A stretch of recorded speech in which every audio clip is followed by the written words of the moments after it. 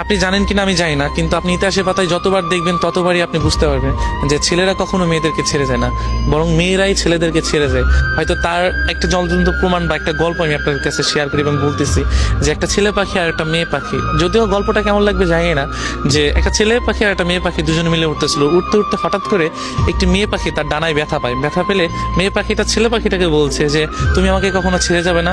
ছেলে পাখিটা ওই কথা শুনে মেয়ে পাখিটাকে বললো যে তোমাকে আমি কোনোদিনও ছেড়ে যেতে পারবো না। সেই কথা বলে তার একটি ডানা সে ভেঙে ফেলে। ফেলার পরে তাদের অনেকদিন পর একটা তুফান আসে, মানে একটা ঝড় আসে।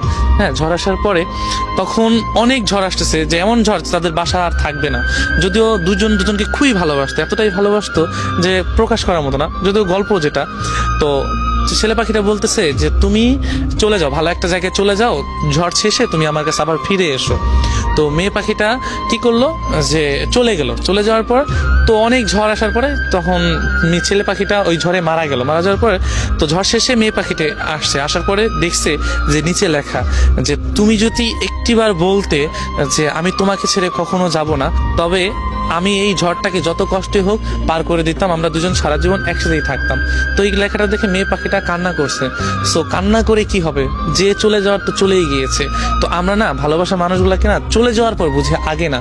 তো ইতিহাসের পাতা আপনি যতই দেখবেন ততই আপনারা বুঝতে পারবেন যে ছেলেরা কখনো যায় না, কারণ একজন ছেলে সবকিছুই সহ্য করতে পারে, শুধু প্রিয় মানুষের ছেড়ে যাওয়া। এবং প্রিয় মানুষ যদি থাকতে চায়, সে যত কষ্টই হোক, এমন দুনিয়াতে অনেক কিছুই আছে যে একজন ছেলে একটা মেয়ের জন্য